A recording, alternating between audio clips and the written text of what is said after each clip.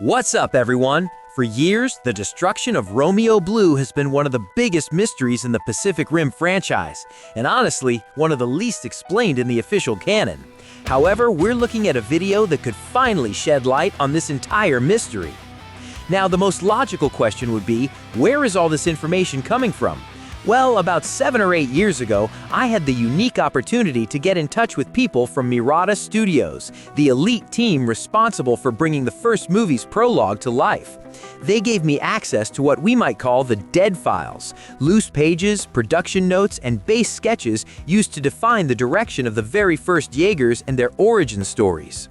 It's important to keep in mind that these papers are scattered fragments. They're ideas that sometimes contradict each other because they were part of a raw creative process searching for a technical direction.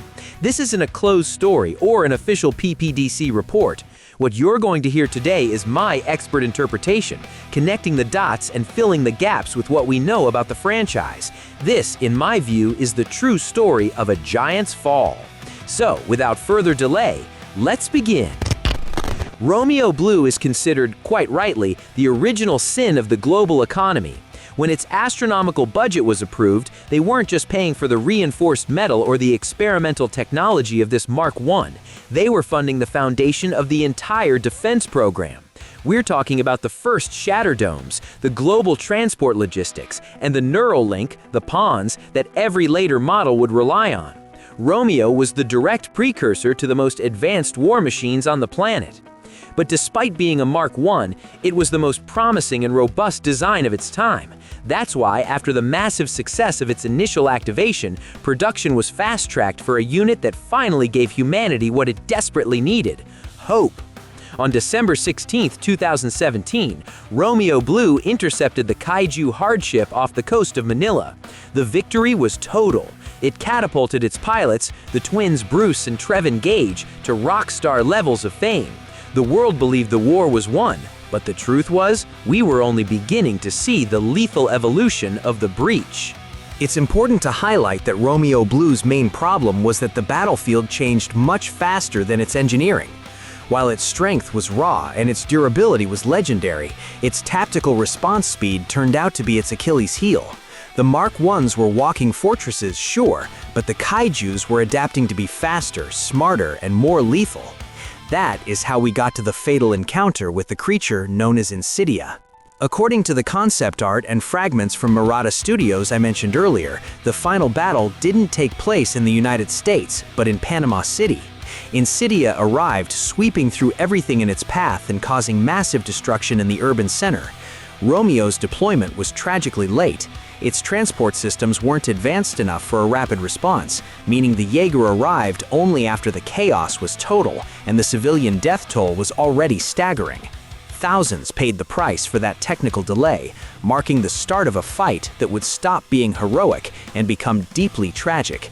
Insidia was a Category 3 that completely broke the mold. It had a perfect balance never seen in previous kaijus, the speed of an ambush predator combined with a strike power that Romeo's analog sensors simply couldn't predict. As soon as the Jaeger hit the ground, Insidia charged with an unprecedented aggression. At first, the Gage twins handled the battle with enviable technical mastery. If it had been a 10-minute fight, Romeo Blue would have won by pure crushing force and melee technique. But Insidia's stamina was inhuman, even by kaiju standards. The battle dragged on much longer than necessary, wearing down not just the Jaeger's metal joints, but the minds and bodies of Bruce and Trevin.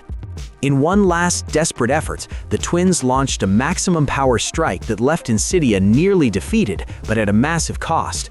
Romeo Blue's hydraulic systems began to collapse under the accumulated damage and the stress of the link. In the end, what we saw was a total system failure. The Mirada files suggest that, after being overwhelmed and with the Jaeger failing, the pilots made the most dangerous decision of their lives. They bypassed every reactor limiter for one last emergency power spike. but the core shielding was already compromised by insidious attacks. The Crocus Ultima reactor failed catastrophically, releasing a lethal dose of radiation into a cockpit that was already running hot due to the primitive Mark I technology. Romeo Blue, the pride of North America, fell to its knees, turned into a radioactive tomb. But this is where the story gets dark, guys. Bruce and Trevin Gage didn't die in the heat of battle. They died later, agonizing in absolute silence from radiation poisoning that literally dissolved their bodies from the inside out. The system hid them and let them fall into total obscurity.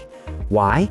Because admitting their star pilots were being eaten alive by their own machine's radiation was a PR nightmare the Jaeger program couldn't afford during its political expansion phase. They erased them from the history books. They hid them in secret medical facilities and denied them the honor of a public funeral until their very last breath. Insidia didn't die in that final blow either. It had to be finished off by conventional security forces that arrived to clean up Romeo's mess. The Jaeger that was supposed to be the symbol of our victory became the face of a colossal tragedy buried under 1,000 layers of government secrecy. One of the reasons I hadn't told you this interpretation of the facts before is because, honestly, I didn't have the visual material to show you the scale of this disaster in Panama. Today, thanks to artificial intelligence tools, we can finally peer into those gaps in the lore and visualize what that devastating battle might have looked like. I hope technology keeps advancing so I can bring you even better shorts and animations of these stories that Hollywood and big studios decided to keep shelved for years. In the meantime, I'll leave you with the full short recreated with these tools, and I hope you enjoy this alternative vision. I am Cyber, and this is the CyberZone, so I'll see you in the next video.